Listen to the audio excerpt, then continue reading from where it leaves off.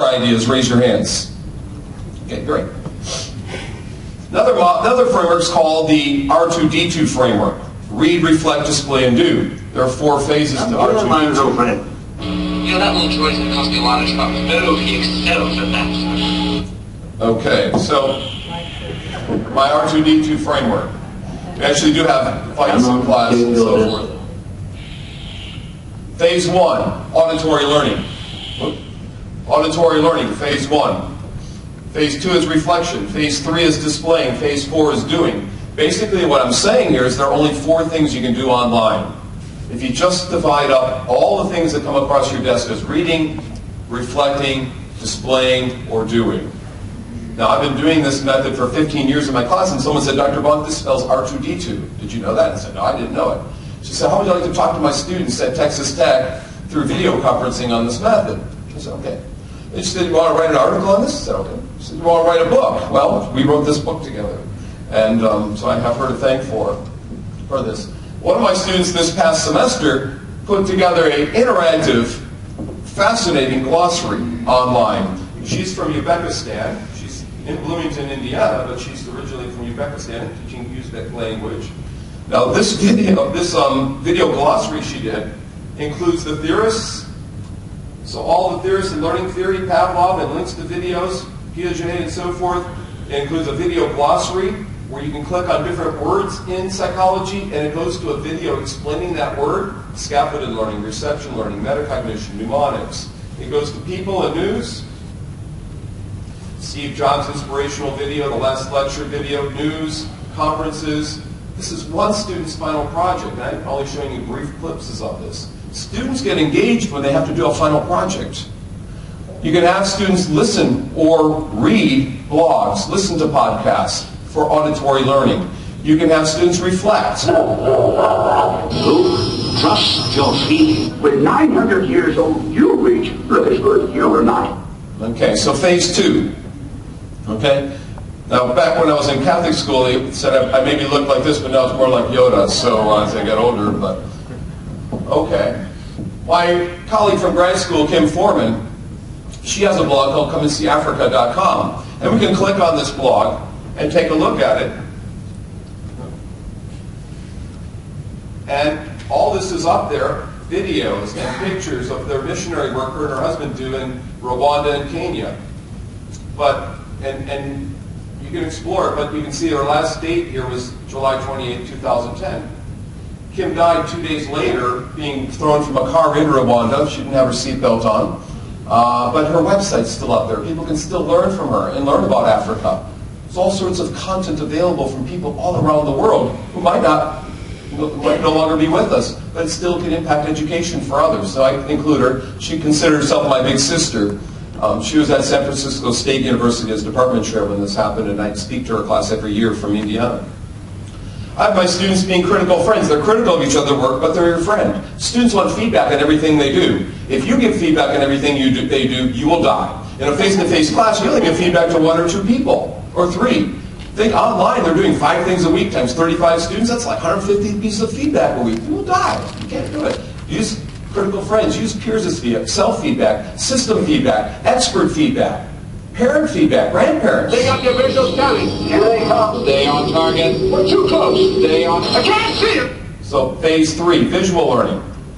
Wordle is a tool you can get to have words pop out that are common within a document. My students entered in my syllabus and did a Wordle on my syllabus to see what words I was using. So displaying text in a visual format. Videos online. Clinical education online. In teacher education, there's a lot of videos today for math teachers, science teachers, to reflect on best practices, to reflect on standards and how you're meeting those standards. Video is an important aspect of teacher training today. Concept mapping. There's a number of free concept mapping tools like Bubble.us or FreeMind or Mindomo. In effect, you're putting thought on display.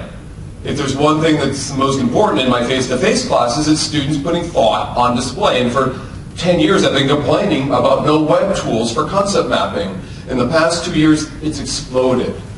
Timeline tools, concept mapping tools, Wordle kind of tools, visualization of causal relationships, macro propositions, micro propositions, the details, and so forth. I've been researching actually concept mapping for a long time. Interactive biology, exploring things through interactive scenarios. I got a bad feeling about this. Finally, we get to doing something.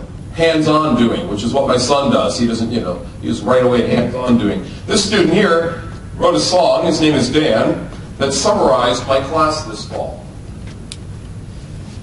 So Dan will sing us a song. I might have to turn that audio up a little bit. So I took a trip to Education Heaven back in 27. Met a man named Martin, such a funny fella. Took a stroll in the vineyard, bumped into skin. Drank some wine, decided it was bitter. So in this 5-minute video, he summarizes all the theories that we learned, and he writes it in different formats. Told them my students had trouble with motion. They said treat them like modems.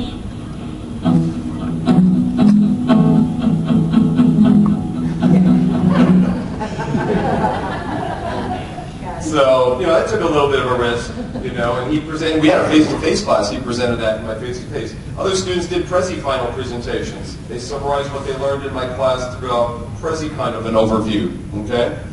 And so then one student went through what he learned in the class, and what they learned in behaviorism, what they learned in cognitivism, and so forth, okay? Another student did other things how he learned in his class, in my other class.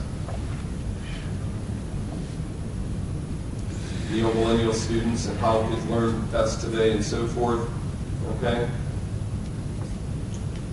So different ways of doing final projects within my classes. Some students did podcast shows. I also have students who do critiques in my class. They sign up in a blog and they sign up to critique each other's critiques. Doing something, right? Virtual microscopes, doing something in a class. Virtual quizzes, doing something in a class. I have my students edit Wikipedia documents. I have my students writing wiki books with students from China, Malaysia, and Korea.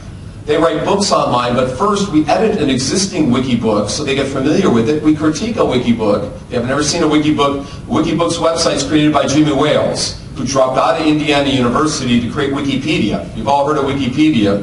Well, he also created Wikibooks and Wikiquote and Wikisource. If you haven't seen Wikisource, it's the original works of Dewey or Einstein or Jane Austen, crowdsourced. If you don't believe students should use Wikipedia, take a look at Wikiquotes and Wikisource, the original documents of people. So that's Tech Variety in R2D2, and I've got about 5 to 10 minutes left to go through some last things about extreme learning with you, to stretch you out a little bit, okay? So as I had up there earlier, we're going to stretch you out a bit and think about, just blended learning, simple things, and pushing to the outer edges. Hopefully within both of these models, you've gotten something to use. And maybe we have about 5 or 10 minutes, right, left approximately? Why don't you just turn to someone next to you, and I'll give you about 60 seconds. What's one thing you can use so far? What's one thing you can't use? I'll be back in about 60 seconds or so.